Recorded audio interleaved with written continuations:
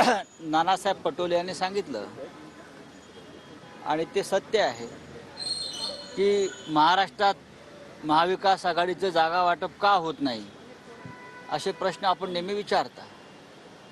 आज आम्ही सगळे प्रमुख लोक काँग्रेस, राष्ट्रवादी काँग्रेस, शिवसेना, वंचित बहुजन आघाडी आणि आपण पाहिलं की सगळे प्रमुख नेते आज पृथ्वीराज चव्हाणजी इथे उपस्थित आहेत। एक चव्हाण गेले, दुसरे चव्हाण बसले आहेत। त्यांची खुर्ची आपणच ठेवली होती आणि त्यांची खुर्ची राखीव आहे चव्हाणांची।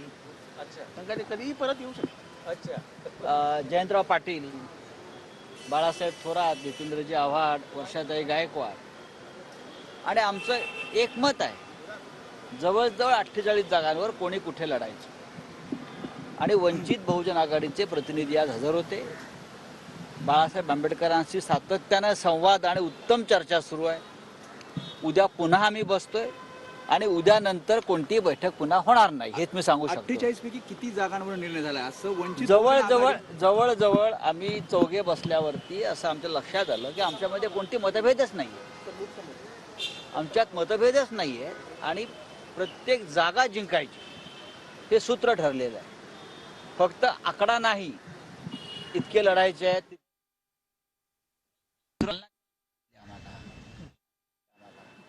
की फक्त आकडा वाढवायचा ना आपल्याला। तर वंचित बहुजन आघाडीलाही त्यांनी विनंती केली की आपल्याला तुम्हाला मिळणाऱ्या जागा सुद्धा जिंकायच्या, प्रत्येक जागा जिंकायच्या आहेत आणि त्याच्यामुळे वंचितचे प्रतिनिधी सुद्धा अत्यंत समाधानाने आज मीटिंगमध्ये बसले आणि निघून गेले। उद्या पुन्हा येतील। ते म्हणतात आकडा सांगितला नाही, अजूनही आकडा सांगितला नाही किती जागा। वंचितचे प्रतिनिधी म्हणतात की आकडा उद्या आज ते आमच्याकडून एक चांगला आकडा घेऊन गेलेले आहेत। आज त्यांची कार्यकारिणी, त्यांची बैठक आहे। आज सभा झाल्यावर पुण्यात सभा आहे बाळासाहेबांची, त्यानंतर त्यांची कार्यकारिणीची बैठक आहे, त्या बैठकीत ते चर्चा करतील आणि उद्या पुन्हा ते त्याच सुहास्य वदनानं आमच्या बैठकीला हजर राहतील आणि संध्याकाळपर्यंत आम्ही हा सगळा फैसला करू। राऊत साहेब, उद्यानंतर बैठका होणार नाहीत म्हणजे उद्या अंतिम जागा वाटप घोषित होईल असं म्हणायचं? जागा वाटप उद्या घोषित होणार नाही। जागा वाटपासाठी आपल्याला माननीय उद्धव ठाकरे, माननीय शरद पवार साहेब, हे सगळे प्रमुख नेते काँग्रेसचे हे एकत्र बसून जागा वाटपाचा मसुदा जाहीर करतील।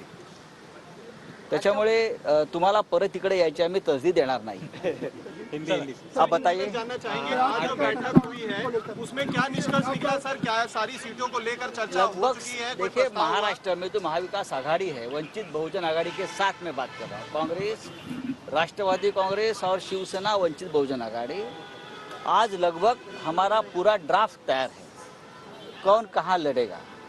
आज वंचित बहुजन आघाड़ी के प्रतिनिधि भी आए थे, बैठे थे और मुझे लगता है उनसे भी बहुत ही सकारात्मक चर्चा हुई है। कल वापस हम बैठेंगे और उनका जो अंतिम प्रस्ताव है उसके ऊपर चर्चा होगी। लेकिन हमें पूरा विश्वास है कि महाराष्ट्र में और देश में जिस प्रकार की तानाशाही और संविधान के खिलाफ मोदी जी ने मोर्चा खोला है, उसे लड़ने के लिए वंचित बहुजन आघाड़ी हमारे साथ रहने वाली है। सारी सीटों को लेकर समन्वय बन चुका है सर? बन जाएगा, जो है बन जाएगा, बना हुआ है, कोई समस्या नहीं है, बन जाएगा। अगर पूरे देश में बना है तो महाराष्ट्र पीछे नहीं रहेगा। रश्मी शुक्लांना 2 वर्ष पुन्हा एकदा वाढीव मुदत। अरे नशीब तो आयत नाही।